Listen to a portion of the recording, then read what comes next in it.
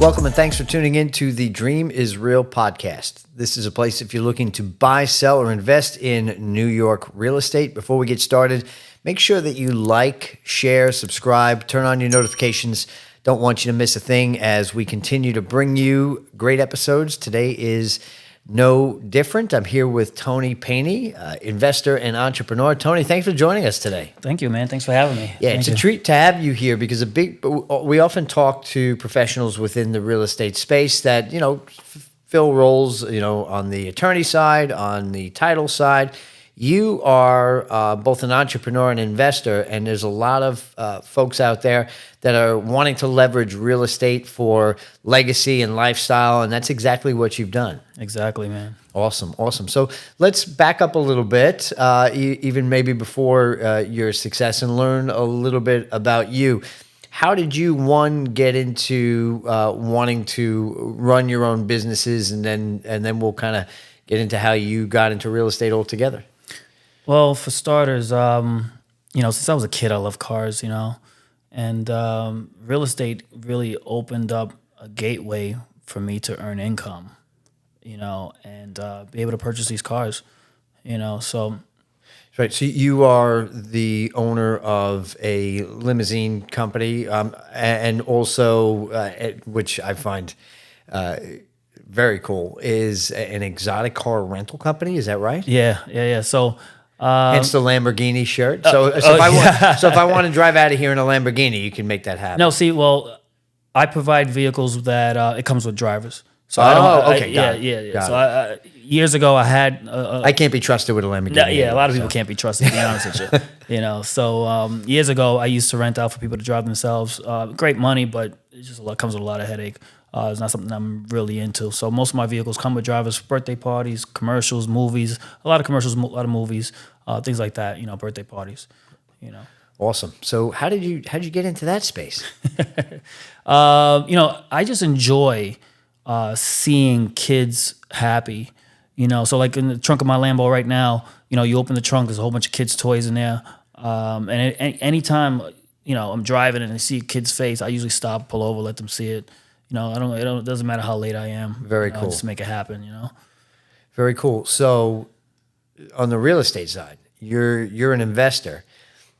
Which came first, the chicken or the egg, right? Did the businesses come first, or did the real estate come first and help you to maybe hit some of those other goals? See, real estate, I'm sure as you already know, is the number one key for all success. Wait, so I need you to say that again for those in the for those in the back. For those in the back of the listen, room. man, if it wasn't for real estate, I wouldn't be anywhere where I'm at right now. And it's a funny story how it all started, because I grew up in Brooklyn, East New York, Brooklyn, and I bought my first house when I was 22 years old, and I bought it in Long Island, Roosevelt, exit 21. Shout out to the Velt.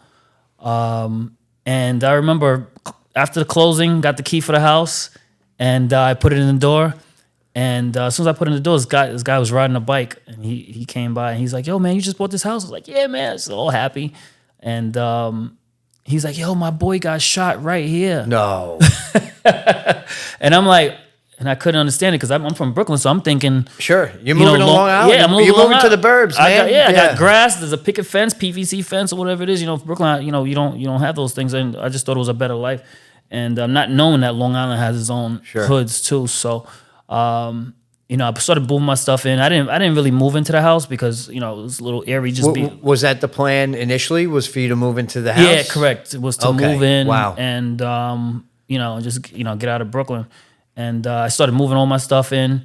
I had a flat screen TV back then. A flat screen TV was like this thick. Yeah, right. And I remember putting it in the garage, and maybe like 2 weeks later, I came back and it was gone. No. And I'm like, and anybody who's ever gotten something broken into, you don't feel the same anymore. Yeah, you feel violated. You feel violated. You don't. So I didn't want to stay there anymore, and I was like, you know what, maybe this is not for me. So I rented it out, and my mortgage at the time was $936 because I bought the house as a foreclosure. Yeah, that's a modest car payment today. I bought it as a foreclosure. I did a 203K. Okay. And which people who I'm sure who don't know, but 203K is where you basically take your construction costs, and you add it to the mortgage, and boom, you got a whole roll up basically. So yeah, totally right. 203K loan would be something that you could use to buy a house that needs work or is distressed and kind of turn it around. So you went that route, but now you're not staying in the house. So. Yeah, like I said, I rented it out. Realized I got some residual income, enough residual income where I can start doing it all over again. So I just want to back up for a moment. So you have all the plans to get out of the old neighborhood. You come here. You feel violated with the break-in scenario, and was it a disappointment at first? Did you feel like that was a setback for you? Yeah, absolutely. I thought it was that on top of my mom saying, "Oh, buying real estate and renting it out is not a good idea." My whole entire life, she's been saying that, but. Up to this day, she's still saying the same thing. But now all my small houses pay for the big house that I live in. Even when she's driving in the Lambo? Yeah, even when she's driving a Lambo rolls away, she still says the same exact thing. Fair enough. But it's okay. So but it wasn't a setback. It was a catalyst for where you are today. That's so correct, now you're renting the house. And you have the mortgage. You said the mortgage is under $1,000 a month Easily, yeah. What are you renting the house for at that time? At the time, I was renting out for $2,700. Okay. Yeah. So we'll call that more than a modest return. So now you've got you're at a cash positive every single month. At what point did you look at this and say, "Hey, wait a minute, maybe I have to adjust my living situation, but this is pretty stinking good"? Yeah, it took me about, to be honest with you, it took 3 me seconds. No. No. It took some time because, obviously finding good deals are hard out there. Yeah, and you still had to do the work. Hence the 203K loan. Yeah. Okay. Yeah. So it took some time, and maybe 3 years after I probably bought another property, and I still kick myself in the butt for not going harder.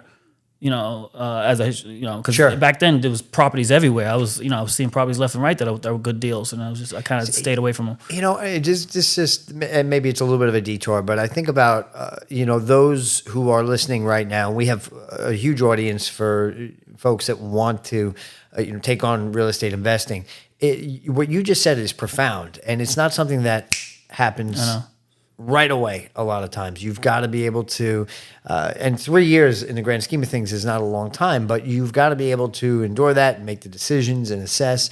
So it wasn't an overnight thing for you. It was something that developed maybe from an unexpected circumstance. And then there was somewhat of a gradual realization of like, hey, this could be a direction. So essentially, not to repeat ourselves, but a setback became a grand opportunity for you. Yeah, absolutely.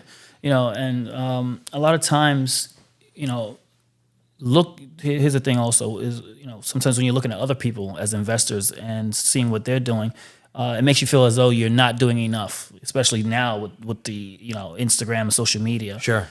So back then, like I said, it took me 3 years. You're saying that's probably not a long time. For me, that felt like that was eternity. Don't misunderstand. What it feels like and what it is two different things. I tell my kids that all the time. How you feel and what is true are often two very different things. If you had a goal today and said it's not going to come to fruition for 3 years, on day one, that's it's like, wow, I have to wait 36 months for this, but. As you get a little bit older, I can only speak for myself. I've taken a couple trips around the sun now. 3 years goes by pretty quickly. Oh yeah, super quick. Yeah. So now, for you, you said it felt like it took a long time. How did you feed yourself mentally, and kind of what was the process in that period of time where were there times where you felt like this isn't for me? Maybe I should do something else. What was your headspace like? Well, to be honest, I always felt as though it was for me. Okay, just seeing the outcome and the residual income, always wanted to keep going. Right. And, despite those closest to you saying, "Hey, this is not." Yeah, because at the end of the day, I'm buying it below market value. So just look at history. It's going to go up. Right. Like I said, I'm getting residual income, and it's a no-brainer. real estate, it's a no-brainer as long as, like I said, as long as the numbers are right and you're getting below market value. Sure. Sure. Yeah.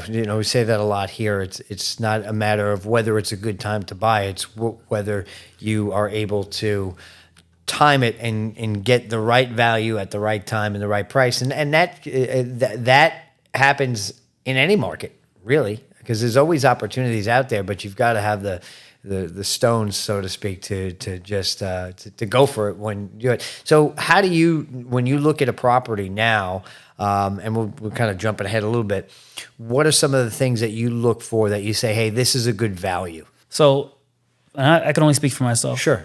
Every investor, I'm sure they have their ways of determine if it's a good property for them or not. Me personally, I used to care about the interest rates. I used to care about the purchase price. I used to care about I had a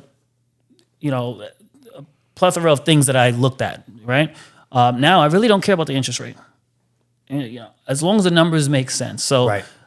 So I do programs. I do Section 8. So depending on the county, right? Every county, every housing authority, they give different. They allocate different money for different vouchers for whether it's a 2-bedroom, 3-bedroom, 4-bedroom, whatever. So I obviously look for the most bedrooms because the most bedrooms gives you most money, obviously, Sure. right? Then I look at the purchase price. Then I put all this into the equation and say, okay, how much residual money am I going to make? If it's $300, it's probably not for me. I need at least $1,000 or more for me to say, you know what, this is going to be something I Right, want to do. because there's somewhat of a buffer in there too. Because you own a home, everything's on you. Right, in terms and then also taxes, because houses, for example, houses in Hempstead, you got $20,000 in taxes on an investment Right. property. It takes a lot of your profit margin out. So you got to take all these things into consideration. Now, do you feel like when you invest and you take advantage of some of those programs that are the housing programs that are available, do you feel like that scenario gives you a little bit more predictability so that you can gauge maybe overall profit, your mortgage versus the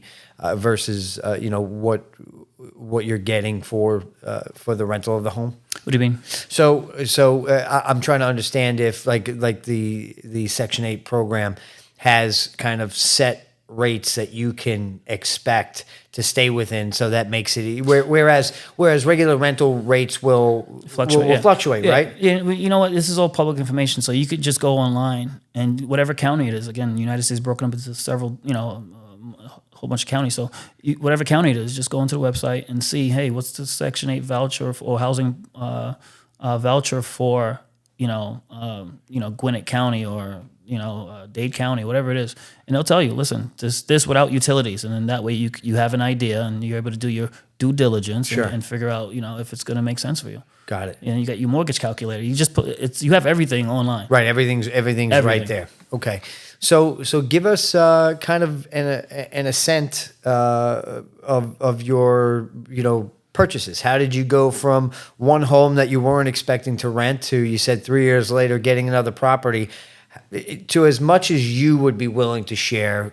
How did the portfolio grow from that point? And if you say, again, to whatever degree. Well, here's the thing. Everybody needs startup capital, right? That's the whole thing. You need startup.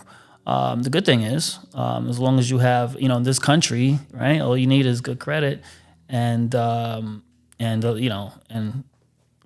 cash. So what I did was my first house. I think I did, like I said, I did the FHA 203K. I did the home equity line of credit, right? Which for those who don't know, you're able to take out, depending on the lender, 75 to 80% LTV. So you're taking out cash out of the equity of the house, Sure. and then you take it and you reinvest it into another home. Right. And you continue doing that process over and over. Got it. Okay. Great. And as far as today, is this something that you feel like today's market is still very conducive to what you're doing? That's a very open-ended question. The only reason I say that is because the way the market is now, it's hard to find. Okay, the properties that you find now, they're gonna need don't get me wrong, they needed work before, but they need a lot of work now. Got it. And I feel as though everyone's, and I don't want to say saturated, but I feel like everyone's doing it also. Okay. And a lot of property that you see, like you'll see something come up on the MLS or whatever, and it's already gone. Those guys are they're sharks, you know? Yeah. So, but you'd say very much so that the ability to do it is there. You've just got to have the right people. Absolutely. So, and not to cut you off. Also, oh sure. You know, sometimes you also have to open up the market a little bit. You know, so yeah, we know New York might be a little expensive, but you know, sometimes it's okay to go outside the box. And, Sure. What are some other places that you've gone that you felt like you were able to find some good value? I mean, there's a lot of places. Fair enough. A lot of places. You know, you remind me of. So my family, we're fishermen by trade, right? And one of the rules is you never tell anybody your fishing spot. Is that what I'm sensing here? That's exactly what I'm sensing here. I knew it. So, with respect to that, because I would never tell you where my fishing spots are, I'm not going to make you talk any further on that. It's okay. Fair enough. So good. All right. So now what I want to do with the last few minutes that we have here, I want to really paint the picture for our audience as to how real estate and everything that we've talked about so far opened up the entrepreneurial side of you and really gave you some good opportunities to not just stay in real estate, but to be kind of that serial entrepreneur that you are today. So give us a sense on how that started, how you transitioned maybe to the car side, and if anything, we can spread the dream a bit that hey, real estate's is just using your words, maybe paraphrased a little bit, is the number one way, but it's not the only way. And if you take care of the number one way, you've got more options. So give us a sense of what you did. It's so funny because that you say about live the dream. So each one of my plates says live the dream, right? Okay. And here's the thing. So is that how LeVar found you? Saw your plate it's possible. Followed you? It's possible.